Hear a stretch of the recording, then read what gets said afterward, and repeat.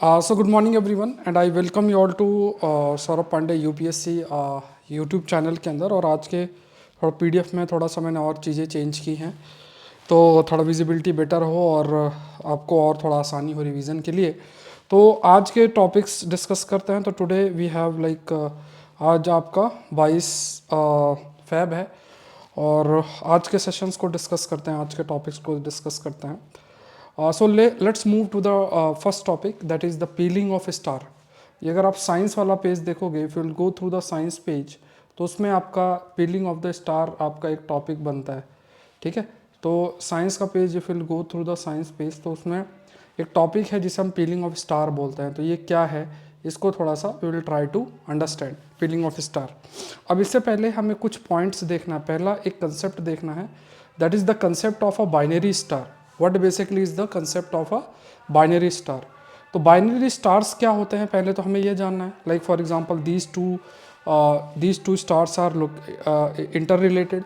दोनों स्टार्स आप देखो, ये स्टार एक दूसरे के चक्कर लगा रहे हैं। तो इन स्टार्स को जो इस पोजिशनिंग में होते हैं इनके लिए हम एक शब्द यूज़ करते हैं and that we call it as binary star. ठीक है, अच्छा ये टॉपिक्स आपके साइंस वाले सेक्शन के अंदर आए हैं तो ये ध्यान में रखना है। These are called as binary stars.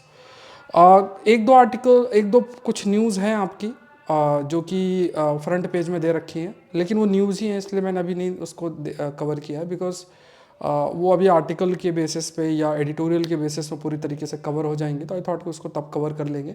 अभी तो एक न्यूज़ है, मतलब देखने में तो नो डाउट इम्पॉर्टेंट ही है, लेकिन अभी जो न्यूज़ है उस पर एक दो दिन के अंदर पूरा कंप्लीट आर्टिकल आ जाएगा। तो इट्स बेटर कि हम पूरा कंप्लीट आर्टिकल ही कवर कर लें, that will be far better.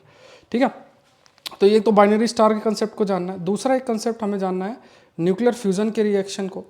Nuclear fusion में जहाँ पे जैसे मान लो ये दोनों कंबाइन कर रहे हैं, फ्यूज़ कर रहे हैं अंडर वेरी हाई टेम्परेचर और फिर हीलियम का प्रोडक्शन हो रहा है। मतलब यहाँ पे जो हाइड्रोजन है उसके आइसोटोप्स हैं उनका वो साथ में आ रहे हैं and then because of this process of nuclear fusion आपका हीलियम का प्रोडक्शन हो रहा है। इसमें ह्यूज अमाउंट ऑफ एनर्जी भी रिलीज होती है। ये जो फेनोमेना है ये सोर्स है सोलर एनर्जी का। It is a source of a solar energy. ये जो फिर स्टार में जो एनर्जी प्रोड्यूस होती है उसके लिए ये सोर्स है जिसे हम न्यूक्लियर फ्यूज़न जो प्रोसेस है वो कहते हैं। कमेंट सेक्शन में बताओ कि एक एक्सपेरिमेंट चल रहा है इंटरनेशनल लेवल पे जिसमें जो फेनोमेना हो रहा है सन में उसी का इस्तेमाल करके हम भी एनर्जी प्रोड्यूस करने का प्रयास कर रहे हैं। एक दूसरा जो पॉइंट आपको जानना है that you should know is about the evolution of the star. ये मैंने आपको डिस्कस भी किया, जैसे नेबुला है जो गैस क्लाउड है, इनका ये कंबाइन करके या तो बहुत बड़ा स्टार बनाते हैं जिनका अंत जो है अगर बहुत ज़्यादा हाई मास स्टार का होता है तो उसका अंत या तो ब्लैक होल के फॉर्म में होता है या न्यूट्रॉन स्टार के फॉर्म में होता है। और जो एक्सप्लोजन होता है उसको सुपरनोवा बोलते हैं। और अगर मान लो ज़्यादा बड़ा स्टार नहीं है तो उसका जो अंत है वो वाइट डॉर्फ के रूप में होता है। तो ये कुछ पॉइंट्स आपको पता होना चाहिए फिलहाल के लिए। और इसी कंटेक्स्ट में जो अब डिस्कशन है वो हम लोग करेंगे, जो कि एक जो साइंस वाला पेज है उसमें और चीज़ें तो हम लोगों ने ऑलरेडी डिस्कस की, बट एक नया कंसेप्ट आया है that is the peeling of stars. What is this concept called as that is the peeling of a star. So when a star no longer fuses material, ठीक है, तो जैसे देखो सिंपल सा पॉइंट आपको क्या ध्यान में रखना है कि जितने भी स्टार्स जो हैं मतलब अगर वो सोर्स ऑफ एनर्जी की बात करें तो उसमें जैसा अभी मैंने आपको न्यूक्लियर फ्यूज़न बताया जिसमें हाइड्रोजन हाइड्रोजन कंबाइन करेंगे और हीलियम का प्रोडक्शन होता है। तो जब स्टार्स बिल्कुल भी उनमें आपका फ्यूज़न मटेरियल का फ्यूज़न नहीं होता है, उसके बाद एक ऐसी स्थिति आती है जिसमें बहुत बड़ा एक्सप्लोजन होता है जिसे हम सुपर नोवा कहते हैं। एंड ये जब एक्सप्लोजन होता है तो ये आप मान लो बहुत huge amount of light release होती है और पूरा का पूरा जो मास है, जैसे मान लो एक घर है उस घर में एक्सप्लोजन हो जाए, कोई बिल्डिंग में एक्सप्लोजन हो जाए तो पूरी बिल्डिंग का मटेरियल एक तरफ की तरफ जैसे है ना ऐसे करके पूरा ढह सा जाता है। तो ऐसे स्टार अंडर इट्स ओन मास जो है वो ढह जाता है और अगर उसका मास बहुत बहुत ज़्यादा होता है तो वो फिर ब्लैक होल की तरफ जाता है। तो लाइट जो है आप कह सकते हैं इसमें बहुत सारे जो भी डेवलपमेंट्स हैं वो उसको मतलब जैसे जो लाइट सुपरनोवा के बाद एमिट होती है उसको स्टडी किया जाता है और उस लाइट के बेसिस पे कंक्लूड किया जाता है कि इसमें किसी भी प्रकार का हाइड्रोजन है ही नहीं। मतलब आप ये सोचो कि स्टार के लिए जो सोर्स ऑफ एनर्जी है वो न्यूक्लियर फ्यूज़न है और उसमें जो यूज़ होता है वो आपका हाइड्रोजन होता है। हाइड्रोजन कंबाइन करके हीलियम बना रहा है, सिंपल सी बात है। अब जब सुपरनोवा एक्टिविटी हुई, एक्सप्लोजन हुआ, तो एक भी साइन जो है वो मिलते नहीं है हाइड्रोजन का। तो ऐसा क्या होता है जिसकी वजह से ऐसी स्थिति आपकी बनती है कि दैट कोई भी साइन आपका हाइड्रोजन का देखने को नहीं मिलता है। सो यहाँ पे एक जो फिनोमेना इन्होंने एक्सप्लेन किया है कि एक मतलब ऐसा जो देखने को मिलता है मेनली बाइनरी सिस्टम में या बाइनरी स्टार में होता है। जैसे मैंने आपको बताया कि ऐसे दो स्टार एक दूसरे के चक्कर लगाते हैं, उन्हें हम बाइनरी सिस्टम भी कहते हैं। One of the two stars जो है एक like orbiting each other. Most stars जो heavier than the sun are in such binaries. जो भी स्टार्स सूरज से ज़्यादा बड़े होते हैं तो वो इसी बाइनरी फॉर्म में ही प्रेजेंट होते हैं और जो ग्रेविटेशनल लेवल पे एक दूसरे को अट्रैक्ट करते हैं। तो इसमें क्या कहा गया, ध्यान से समझना कि यहाँ पे पीलिंग ऑफ स्टार, जैसे अगर आप ऑरेंज खाते हो, ठीक है, कीनू खा रहे हो या जो भी आप खा रहे हो, तो उसमें होता है ना कि अंदर पूरा फल है और ऊपर से जो है आप जो ऊपर कवर है उसको निकालते हो, तो उसको पीलिंग बोलते हैं। ठीक है, इट इज कॉल्ड। ऐसे ही कहा गया कि जब दो बड़े स्टार्स एक बाइनरी सिस्टम का हिस्सा है जिसमें एक बहुत हाई मास है, तो धीरे धीरे अगर एक में ऐसा कोई एक्टिविटी होती है सुपरनोवा जैसी, तो दूसरा star under its force of gravity उसका ऊपरी जो लेयर है उसको अपनी तरफ, या आप कह सकते हो अपनी तरफ खींचता है, या फिर आप कह सकते हो जो हाइड्रोजन की लेयर जो ऊपरी लेवल पे प्रेजेंट है उसको रिमूव कर देता है। तो ये जो फेनोमेना है इसी को कहा जाता है पीलिंग ऑफ स्टार्स। ठीक है, ये फैक्ट आपको याद रखना, it is called as peeling of star. ठीक है, it is called as peeling of star. ये फैक्ट आपको ध्यान में रखना है। ठीक है, आई थिंक आपको समझ में आ गया होगा। तो इस टॉपिक में हमें दो चीज़ें जाननी थी, एक तो पीलिंग ऑफ स्टार क्या है दैट वी शुड नो, और जो चीज़ें हम लोग देख रहे हैं कंटेक्स्ट में वो भी आपको ध्यान में रखना है, लाइक न्यूक्लियर फ्यूजन क्या है और जो इवोल्यूशनरी एस्पेक्ट है स्टार का वो किस तरीके से है, that you should know. Next topic देख लेते हैं, ये नुसांतरा करके है, ये न्यूज़ में है। तो अगर आपसे पूछा नुसांतरा 2 न्यूज़ में था तो ये क्या है। सो अभी चाइनीज़ रॉकेट, जैसे एक आजकल समय में बहुत एक बड़ा बिजनेस बन गया है कि जैसे मान लो कोई देश है वो चाहता है कि उसकी सैटेलाइट को ऊपर भेजा जाए, तो वो अभी खुद इतना खर्चा नहीं कर सकता, तो मतलब किसी को देता है कि ठीक है आप जो है आप अपने रॉकेट लॉन्चर का इशू रॉकेट लॉन्चर के माध्यम से हमारा भी जो है स्पेस क्राफ्ट जो भेज रहा हो इस पर हमारा भी जो सैटेलाइट है लेकर चले जाना। तो ये एक बड़ा बिजनेस हो गया। प्राइवेट कंपनीज इसमें बहुत सारी आ रही हैं, जैसे स्पेस एक्स है एक बड़ी कंपनी, ऐसे चाइनीज़ भी ये सर्विस प्रोवाइड करते हैं, इसरो भी करता है।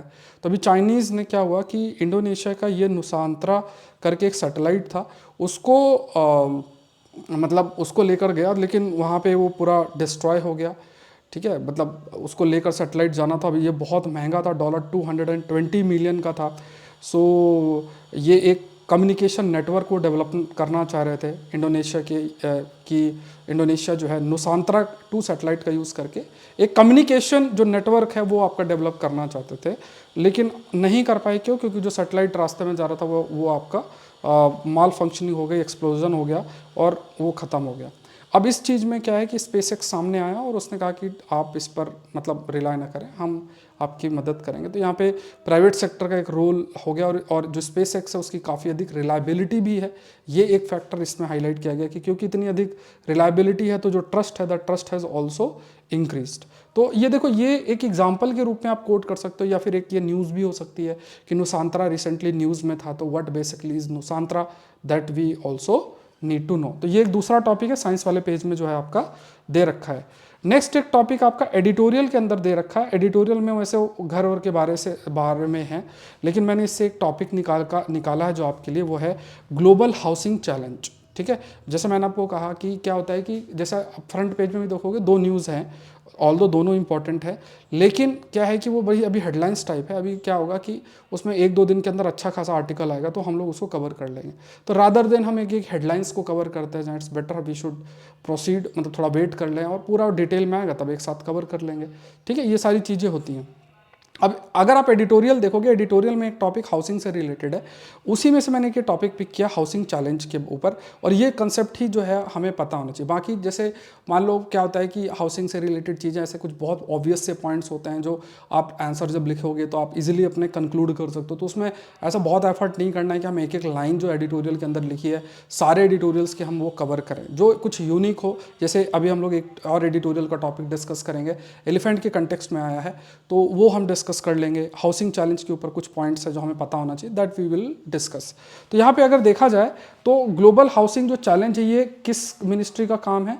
ये ministry of housing and urban affair है। उन्होंने इस को जो है आपका कंसेप्चुलाइज किया है। अब इसमें मेनली ये है कि कैसे एक इनोवेटिव टेक्नोलॉजी डेवलप किया जाए जिससे कि ऐसे घर बनाए जा सकें, ऐसे घर आपके बने जो कि इको फ्रेंडली हों, प्लस मतलब इनोवेटिव टेक्नोलॉजीज़ हों जो कि हाउसिंग कंस्ट्रक्शन के सेक्टर में इनोवेशन लेकर आ सके, और सस्टेनेबल हों, इको फ्रेंडली हों, डिज़ास्टर रिजिलियंट हो। इसका मतलब ये नहीं कोई बड़ा डिज़ास्टर है और वो घर टूट टाट जाए, इतना आसानी से ना हो, तो एक डिज़ास्टर रिजिलियंट भी हो। तो यहाँ पे ऑनरेबल प्राइम मिनिस्टर जो है उन्होंने 2019-2020 को कंस्ट्रक्शन टेक्नोलॉजी ईयर के रूप में भी डिक्लेयर किया था, कंस्ट्रक्शन टेक्नोलॉजी ईयर के रूप में। और ये जो है आपका इनॉग्रेट भी ये चैलेंज कब किया गया था, 2019 के अंदर इस चैलेंज को इनॉग्रेट किया था। तो ये फैक्ट आपको याद रखना है, ये भारत सरकार का ही एक वो है। अब इसमें 3 मेजर कंपोनेंट्स हैं। पहला एक्सपो एंड कॉन्फ्रेंस, मतलब कुछ कॉन्फ्रेंस की जाएंगी, फिर उसके बाद आपका जो टेक्नोलॉजीज़ हैं कंस्ट्रक्शन वाले एरियाज़ में तो उसका डिमॉन्स्ट्रेशन होगा, फिर उसके बाद फ्यूचर जो टेक्नोलॉजीज़ हैं उसमें पोटेंशियल फ्यूचर टेक्नोलॉजी उसमें कार्य किया जाएगा, उसको देखा जाएगा, रिसर्च किया जाएगा। तो ये 3 मेजर कंपोनेंट है आपके ग्लोबल ये हाउसिंग टेक्नोलॉजी चैलेंज के अंदर। तो ये फैक्ट्स आपको थोड़ा से ध्यान में रखने हैं कि बेसिकली ग्लोबल हाउसिंग चैलेंज है क्या, और second point you need to know that ये इसके 3 मेजर कंपोनेंट्स आपके कौन कौन से हैं।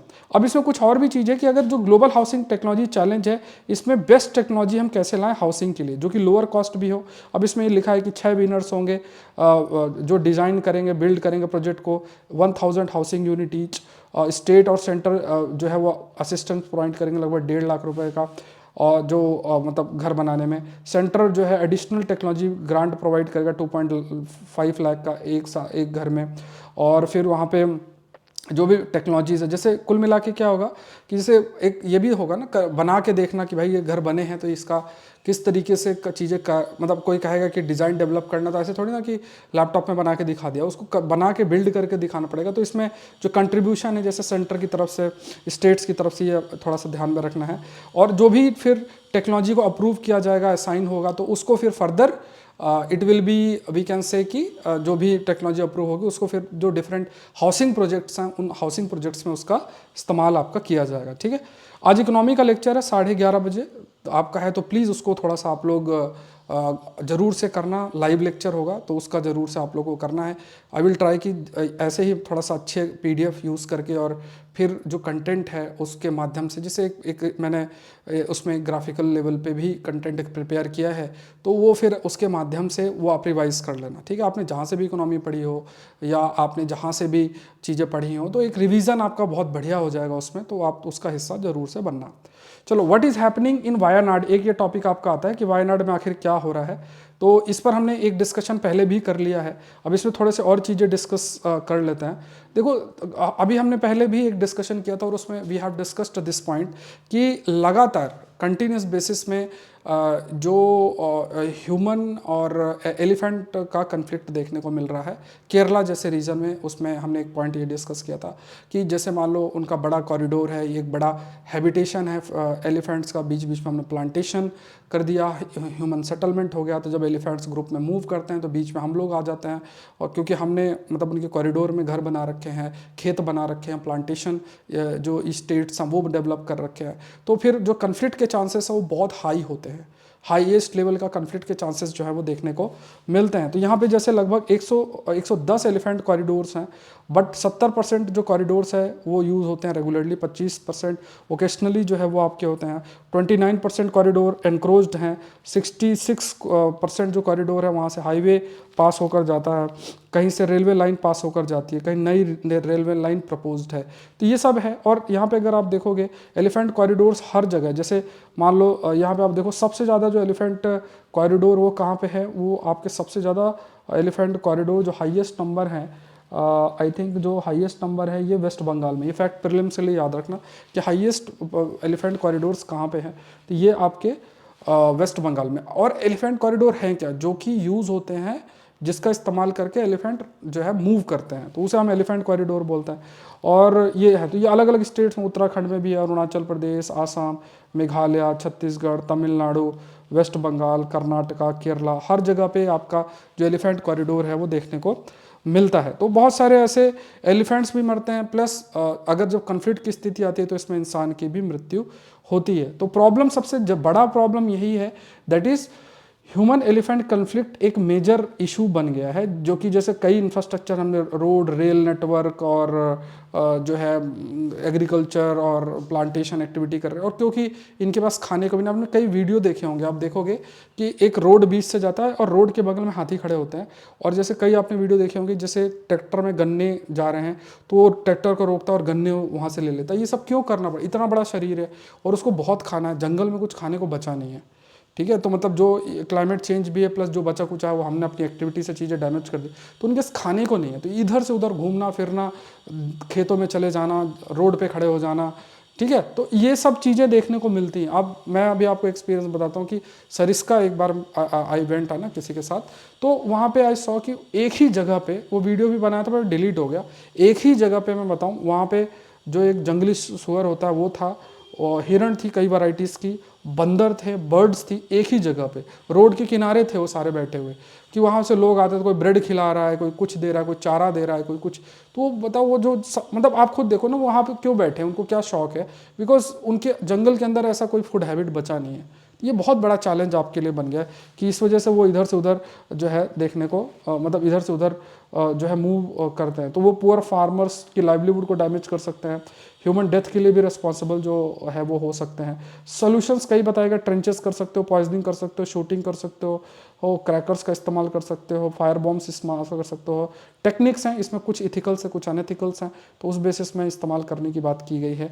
सॉल्यूशंस जो है कि जो प्रोटेक्टेड फॉरेस्ट एरिया है एलिफेंट्स के लिए उसको रखना चाहिए, एलिफेंट कॉरिडोर्स बनाना चाहिए, और नॉन वायलेंट जो है वही डेटरेंट यूज़ करना चाहिए।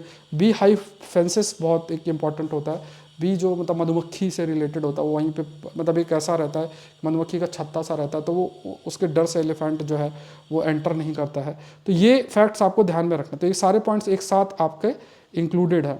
अब स्पेसिफिक टू वायनाड में देखा जाए जो केरला में लोकेटेड है, यहाँ पे मोनोकल्चर एक देखने को मिलता है। मोनो मतलब एक ही तरह की क्रॉप्स ग्रो की जाती हैं, प्लांटेशन जैसे की जा रही हैं, तो और बहुत सारा कीटनाशक और इंसेक्टिसाइड्स का इस्तेमाल होता है, सॉइल का डैमेज इससे हो रहा है। अब होता क्या है कि जैसे जैसे मान लो सॉइल का डैमेज होगा, चीज़ें ग्रो नहीं करेंगे तो और जंगल लोग काटेंगे, फिर खेत और एक्सटेंड कर देंगे, यही सब हो रहा है। तो अगर मान लो उसी लैंड पे हम अच्छे सस्टेनेबल फार्मिंग करेंगे तो उसी लैंड में ज़्यादा प्रोडक्शन कर सकते हैं, फिर हमें डिफॉरेस्टेशन करने की जरूरत नहीं होगी, और जानवरों के भी जो कॉरिडोर्स हैं वो आपके इतना अधिक डैमेज नहीं होंगे। टूरिज्म इंडस्ट्री हर जगह है, अब आप ही अपने एरिया में देख लो कि कहीं कोई एक थोड़ा सा पानी कहीं भर जाए, कहीं कुछ थोड़ा सा भी नेचुरल आ जाए तो वहाँ पे टूरिज़्म तुरंत बढ़ने लग जाता है।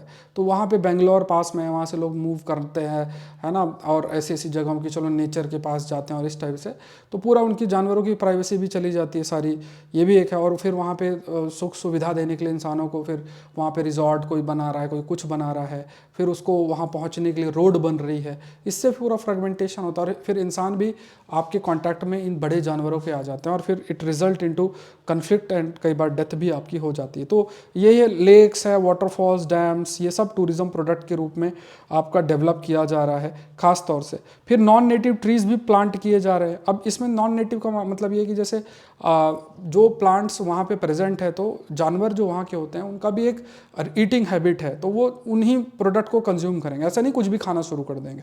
तो क्योंकि वो कुछ भी ऐसे नहीं खा सकते हैं, as a result of which हम ये कह सकते हैं कि ये देखना बहुत मैटर करता है। अगेन इट्स वेरी इंपॉर्टेंट कि उनका जो फूड है उसके लिए वहाँ की जो स्पीसीज़ हैं, मान लो प्लांट की ही स्पीसीज़ हैं, उसी को करना चाहिए। जो बाहर के या जो नॉन नेटिव प्लांट्स हैं उनको नहीं प्लांट करना चाहिए। बट ये काफ़ी अधिक प्लांट नॉन नेटिव प्लांट्स हैं जिससे कि बायोडाइवर्सिटी अफेक्ट होती है, इकोसिस्टम जो है वो भी आपका डैमेज काफ़ी अधिक होता है। चलो नेक्स्ट देखते हैं। नेक्स्ट टॉपिक अगर आप टेक्स्ट वाले पार्ट में देखो तो ये भी एक बड़ा टॉपिक है, that is the financial devolution of the states.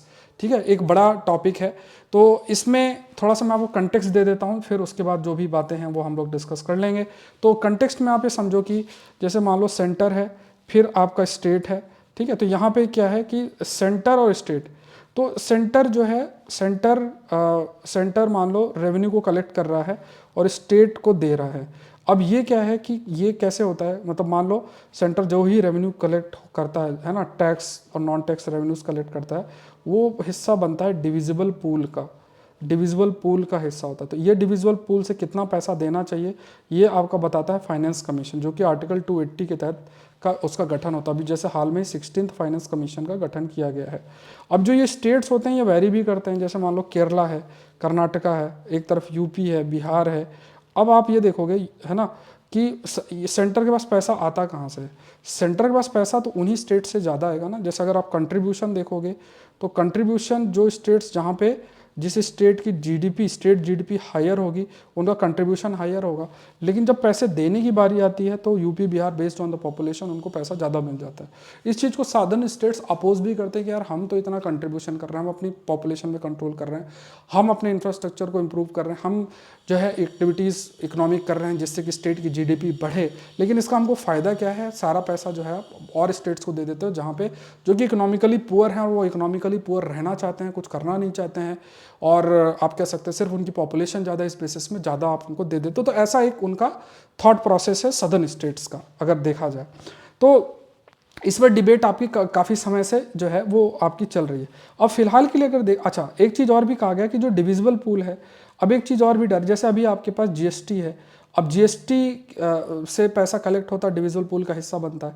अब कहा गया कि जो पैसा कलेक्ट होता है सेस और सरचार्ज के माध्यम से पैसे कलेक्ट किए जा रहे हैं सेंटर के द्वारा। अब सेस और सरचार्ज की वजह से जो पैसा कलेक्ट होता है तो वो डिविजिबल पूल का हिस्सा कभी नहीं बनता है, ठीक है। मतलब वो पैसा सेंटर स्टेट को देता ही नहीं। तो ज़्यादातर जो प्रपोर्शन है, मान लो 100 रुपये अगर कलेक्ट सेंटर कर रहा है तो उसमें जो प्रपोर्शन सेस और सरचार्ज का है वो बढ़ता जा रहा है। तो स्टेट कह रहे हैं यार तो आप तो ऐसे सारा कलेक्शन ऐसे ही कर लेते हो, खुद तो अमीर हो रहे हैं, मतलब खुद के पास तो पैसे है, स्टेट के पास पैसे नहीं है, तो वो इस चीज़ को भी अपोज करते हैं। तो अब यहाँ पे देखिए what is divisible pool of the divisible pool आखिर क्या है? Divisible pool of the taxes. तो आर्टिकल 270 जो कॉन्स्टिट्यूशन का है वो प्रोवाइड करता है कि distribution of net tax proceed collected by the union government between the centre and state. तो ये आपको याद रखना है कौन सा संविधान का आर्टिकल है जिसके माध्यम से जो पैसा यूनियन कलेक्ट करता है वो स्टेट के साथ उसको शेयर करना है या उसको देना है। तो अगर जो डिस्ट्रीब्यूशन होता है उसको बोलते हैं वर्टिकल डिस्ट्रीब्यूशन, और स्टेट्स के बीच जो डिस्ट्रीब्यूशन होता है उसको बोलते हैं हॉरिजॉन्टल डिस्ट्रीब्यूशन। तो ये आपका किसके तहत है? That is article 270। टैक्सेस जो हैं वो शेयर किए जाते हैं सेंट्रल स्टेट में, जैसे corporation tax, personal income tax, central GST, ये अलग अलग टैक्सेस हैं। और ये जो डिवीजन है बेसिकली ये बेस्ड होता है based on the recommendation of the finance commission, जो कि हर 5 साल में एज पर द आर्टिकल 280 जिसका गठन होता है। ये पीडीएफ आपको अवेलेबल होगा Saurabh Pandey UPSC Telegram channel पर, और एक मैं अलग से एक टेलीग्राम चैनल बना रहा हूँ जिसमें सिर्फ हिंदू के ही पीडीएफ्स मिल जाएंगे, क्योंकि जैसे वो जो नॉर्मल है उसमें क्या आता है काफ़ी कंटेंट आ जाए तो आपका पीडीएफ मिस हो जाए, ठीक है। या फिर ये पीडीएफ आप सारे पुराने भी सौरभ पांडे UPSC.com वेबसाइट से भी डाउनलोड कर सकते हो फ्री में, ठीक है। ये ध्यान में रखना है। और सौरभ पांडे CSE ऐप में आपकी क्लासेस चल रही हैं, और मैं बार बार आपको इस चीज़ का हाईलाइट करना चाहूँगा। 24 की अगर आप तैयारी कर रहे हो तो ये जो वीडियो लेक्चर वाला कोर्स है उसको छोड़ना नहीं है, ठीक है। कोई क्वेरी है, कोई भी दिक्कत हो तो एक नंबर मैंने किया है, मेल आईडी भी आगे नीचे भी शेयर कर दूंगा, उस पर आप मेल कर दो। मान लो किसी वजह से ट्रांजैक्शन नहीं हो पा रहा है क्योंकि मुझे कुछ लोगों का मैसेज आया या कोई भी फैक्टर हो, तो आप मैसेज कर दो या मेल कर दो, ठीक है, so that I can consider that thing और उस चीज़ पर करें। बट उसको मिस नहीं करना है, ठीक है। अराउंड 60 to 70 आपके जो उसमें लेक्चर्स जो है वो होंगे। अब आगे डिस्कस करते हैं। Apart from the share of the taxes, states जो है उन्हें ग्रांट इन एड भी प्रोवाइड करता है। डिविजिबल पूल जो है इसमें सेस और सरचार्ज इंक्लूडेड नहीं होता है। तो सेंटर के पास जो सेंटर पैसा देता है स्टेट्स को, वो एक तो जो डिविजिबल पूल का हिस्सा है जो अलग अलग टैक्सेस मिलकर बनाते हैं, और प्लस ग्रांट जो है वो स्टेट्स को प्रोवाइड आपका किया जाता है। फाइनेंस कमीशन का गठन कैसे होता है? तो हर 5 साल में इसका गठन होता है और यूनियन गवर्नमेंट के द्वारा इसका गठन होता है। इसमें चेयरपर्सन और 4 मेंबर्स आपके होते हैं। फाइनेंस कमीशन एक्ट है एक 1955 जिसमें चेयरमैन की क्या क्वालिफिकेशन, अदर मेंबर की क्या क्वालिफिकेशन, ये सब दे रखा है। यूनियन गवर्नमेंट ने नोटिफाई किया 16 फाइनेंस कमीशन जो है under the chairmanship of Arvind Panagariya, और वो रिकमेंडेशन प्रोवाइड करेंगे 2026 से लेकर 2031 तक के लिए। तो ये आपको फैक्ट्स याद रखने हैं, ये प्रीलिम्स के लिए बहुत इंपॉर्टेंट। अब देखो जो डिस्ट्रीब्यूशन होता है ना, जो पैसा सेंटर प्रोवाइड करता है स्टेट्स को, तो उसमें कई क्राइटेरियाज होते हैं। जैसे एक तो इनकम डिस्टेंस जिसका वेटेज 50 है, पॉपुलेशन है, पॉपुलेशन 2011 है, एरिया है, फॉरेस्ट एरिया है, फॉरेस्ट इकोलॉजी है, डेमोग्राफी, परफॉर्मेंस है, टैक्स एफर्ट्स है, ये सब अलग अलग क्राइटेरिया जिनका वेटेज भी दे रखा है। जैसे मतलब 15 फाइनेंस कमीशन में ये वेटेज 45%, इसका 15%, 15%, 15%। जैसे पॉपुलेशन 2011 का जो है वो 15% दे रखा है, 1971 का 15% दे रखा है, इनकम डिस्टेंस जो है वो आपको 45% दे रखा है। फिर उसके बाद ये सब फैक्टर्स आपको याद रखने, ये मैंने ऐड कर दिया है, जिसके माध्यम से जिनको क्राइटेरिया के रूप में इस्तेमाल किया जाता है और जो पैसा है वो स्टेट्स को दिया जाता है on based on the recommendation of the finance commission. Issue क्या है कि सेस और सरचार्ज जो कलेक्ट किया जाता है, जो कि लगभग 23% है पूरे रिसिप्ट का, मतलब अगर 100 रुपये सेंटर के पास आ रहे हैं तो 23 रुपये सेस और सरचार्ज का होता है, और ये जो 23 रुपये हैं ये डिविजिबल पूल का हिस्सा नहीं होता, मतलब इससे पैसा निकाल के सेंटर स्टेट को नहीं देगा, ऐसा होता है। तो इसी वजह से टेंशन में जो है स्टेट्स आपके रहते हैं। सेकेंडली दूसरा जो इशू है वो ये है कि जो कंट्रीब्यूशन है टू सेंट्रल टैक्स, तो उसमें बहुत वेरिएशन है। मान लो जैसे मैंने कहा सदर्न स्टेट्स का कंट्रीब्यूशन बहुत अधिक है, और वही नदर्न नॉर्थ ईस्टर्न स्टेट्स की बात करें तो उनका कंट्रीब्यूशन कम है, तो वो डिमांड भी करते हैं कि हम इतना कंट्रीब्यूशन करते हैं, मिलता हमें इतना नहीं है, तो वो एक ये दूसरा इशू है। परसेंटेज जो शेयर है डिविजिबल पूल का, ये भी has been reducing for the southern state. Last 6 finance commission में जो शेयर होना चाहिए सदर्न स्टेट्स का, वो भी रिडक्शन उसमें भी देखने को मिल रहा है। अब क्या है, वे फॉरवर्ड क्या हो सकता है? पहला, डिविजिबल पूल को एनलार्ज करना, जिसमें सेस और सरचार्ज का कुछ हिस्सा है उसको भी इंक्लूड करना। जो अभी एक तरीका है जिसमें सेस चार्ज को इंक्लूड नहीं किया जाता, सरचार्ज को, सेस और सरचार्ज स्पेशल टैक्स एक प्रकार से होते हैं, तो इससे जो पैसा कलेक्ट होगा, तो इसमें कहा गया कि जो सम पोर्शन है सेस और सरचार्ज के, वो उसको भी इंक्लूड किया जाए, ये आपका किया जा सकता है। कुछ जो है उसको डिसकंटिन्यू किया जाए। फिर जो वेटेज है आपका फॉर एफिशिएंसी क्राइटेरिया, वो इंक्रीज करना चाहिए। मतलब जैसे मान लो एक एफिशिएंसी क्राइटेरिया है, तो एक जो मान लो सदर्न स्टेट्स बेटर कर रहा है, तो उनको जो आपका डिस्ट्रीब्यूशन है दैट शुड बी बेटर। फिर जीएसटी बिंग जो है कंजम्पशन बेस्ड डेस्टिनेशन टैक्स है, ये भी इक्वली डिवाइडेड है यूनियन और स्टेट्स के बीच में। और स्टेट जीएसटी जो है, जिसमें आपका integrated GST settlement on inter state sales should be the same as the central GST from the accrual from the state. तो ये भी एक है, जैसे जीएसटी भी अब कई, एक तो इंटीग्रेटेड जीएसटी जैसे कोई प्रोडक्ट है उसमें कई सारी स्टेट्स में उस प्रोडक्ट का मूवमेंट है, तो उस पर इंटीग्रेटेड जीएसटी है, और जो एक ही स्टेट के अंदर ही है तो वो आपके उसमें स्टेट जीएसटी है लग जाता है। फिर सेंटर का जीएसटी कोई चीज़ है तो उसमें सेंटर जीएसटी भी लग जाता है। तो उसमें ये देखना, मतलब ये थोड़ा सा देखना ज़रूरी है कि जो इंटीग्रेटेड जीएसटी है, मान लो कोई प्रोडक्ट है, अब वो बना एक स्टेट में और मैन्युफैक्चर एक में हुआ, गया डेस्टिनेशन कहीं और है, तो उसमें ये देखना कि जहाँ पे बना और जहाँ जा रहा है, तो उसमें ऐसा जीएसटी का जो बेनिफिट है वो जहाँ गया है सिर्फ वहीं तक सीमित ना रहे, तो ऐसा कुछ देखना इंपॉर्टेंट है। फिर जीएसटी काउंसिल की तरह ही एक फॉर्मल अरेंजमेंट होना चाहिए, जिसमें जो पार्टिसिपेशन स्टेट्स का हो कॉन्स्टिट्यूशन के, in the constitution and working of the finance commission जो है उसमें शुड बी कंसिडर्ड। तो यहाँ पे जैसे जीएसटी काउंसिल है, इसी प्रकार से एक आपका फॉर्मल अरेंजमेंट का होना चाहिए, जिससे स्टेट्स के पार्टिसिपेशन को और इम्प्रूव और इंक्रीज किया जा सके। तो ये कुछ सजेशंस आपके दिए गए हैं। नेक्स्ट देखते हैं, इकोनॉमी का एक टॉपिक है, इकोनॉमी न्यूज़। अगर आप बिजनेस वाला पेज देखेंगे तो उसमें दे रखा है, तो ये पीडीएफ आपको Saurabh Pandey UPSC Telegram channel पे मिल जाएगा, ठीक है। तो financial stability and development council है, इसका सेटअप 2010 के अंदर हुआ था। इसमें all regulators of ministry of finance included है। हाईएस्ट जो फोरम है जहाँ पे जिसका काम फाइनेंशियल स्टेबिलिटी मेंटेन करके रखना है, इसका हेड जो है फाइनेंस मिनिस्टर होते हैं। और फाइनेंशियल स्टेबिलिटी रखना, फाइनेंशियल सेक्टर का डेवलपमेंट, जो इकोनॉमी का पूरा सर्विलेंस रखना, फिर फाइनेंशियल लिटरेसी, फाइनेंशियल इंक्लूजन, है ना, जो बहुत सारी जो स्कीम्स और सर्विसेज हैं वो रीच कर सके, और जो अलग अलग रेगुलेशन है फाइनेंशियल सेक्टर में, अलग अलग रेगुलेटरी बॉडीज़ हैं उनके बीच में कोऑर्डिनेशन होना, ये सब काम आपका होता है under financial stability and development council के द्वारा, ठीक है। तो ये आपका जीएस पेपर 2 के अंदर आ जाएगा। मेंस का क्वेश्चन देख लें, what role finance commission has on maintaining fiscal federalism. और देखो इतना एफर्ट होता है और मुझे बहुत हैरानी होती है ना, आप लोग लाइक बटन प्रेस करते हो, चैनल सब्सक्राइब करना तो वो भी आपको करना चाहिए, और आप कब सेशन अटेंड करते हो तो वो आप कमेंट भी नहीं करते हो, आप तो बस अपना एक भाई देख लेते हैं, अपना बेनिफिट हो जाए उससे बस अपना फिर क्या सेलेक्ट होकर चले जाएंगे। बट आप लोग को जो ये एफर्ट किया जा रहा है और इसमें क्या चार्ज लग रहा है, जीरो है ना, तो यही एक दिक्कत आ जाती है जब हम कोई चीज़ जो फ्री में चीज़ें मिलती है ना उसको हम फॉर ग्रांटेड ले लेते हैं, अरे ठीक है तो फ्री में ही है अपने हिसाब से कर लेते हैं, ये सारी चीज़ें होती है। तो आपके देखो जिम्मेदारी बनती है कि इसको सेशन को लाइक करें, शेयर। अब देखो इतना एफर्ट करके कि आपके लिए एक बढ़िया रिवीजन पीडीएफ बन जाए, कि आपका मेहनत जो है बच जाए, प्लस आपका जो अभी समय है जिसमें आपको अभी थोड़ा फोकस प्रीलिम्स के लिए करना है, तो उसमें फटाफट चीज़ें कवर हो जाएं, आप रिवाइज कर लो, सेशन मिस ना हो, क्योंकि कंटेंट भी इंपॉर्टेंट है प्रीलिम्स के लिए भी अभी और मेंस के लिए भी है। तो ये सब चीज़ों के लिए एफर्ट किया जा रहा है कि कहीं कोई डाइल्यूशन ना हो, ठीक है। तो ये सब चीज़ें हैं, तो आपकी जिम्मेदारी एटलीस्ट लाइक बटन प्रेस कर दो, एटलीस्ट जो है कमेंट करो कि आप कब सेशन अटेंड करते हैं, ये सारी चीज़ें, क्वेश्चंस जो पूछे जाते हैं उनके आंसर दो, क्योंकि यूट्यूब का एल्गोरिदम देखो इसी उसमें काम करता है।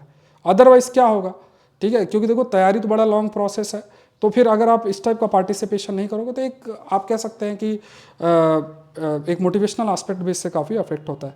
कोई क्वेरी है तो आप मुझे इस नंबर पे मैसेज कर दें, मैं रिप्लाई कर दूंगा। मान लो रिप्लाई नहीं हो रहा तो आप मुझे मेल कर दें saurabh.pandey456321@gmail.com। कई सारे कोर्सेस एक्टिव हैं, प्रीलिम्स टेस्ट सीरीज का 50 टेस्ट का कोर्स एक्टिव है। अब इसका टेस्ट आज रात को 9 बजे होगा, थर्सडे और संडे, सॉरी सैटरडे लिखा है, संडे 2 दिन होगा। तो ये बिल्कुल जो 24 की तैयारी कर रहे हैं आपको अटेम्प्ट करना चाहिए, इवन 25 वाले भी कर सकते हैं।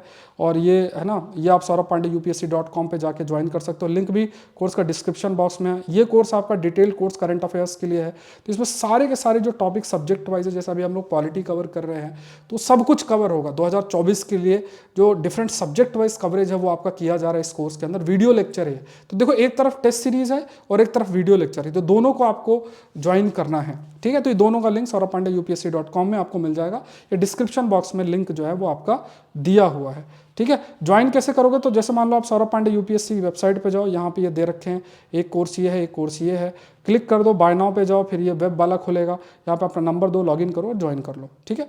तो ये सब चीज़ें हैं। कोई क्वेरी है तो आप मुझे इस नंबर पे रीच कर सकते हो, या फिर आप ये मेल आईडी याद रखना, इस पर मेल कर सकते हो, ठीक है। सो आज के लिए इतना ही। आई होप ये सेशन आपके लिए हेल्पफुल रहा होगा।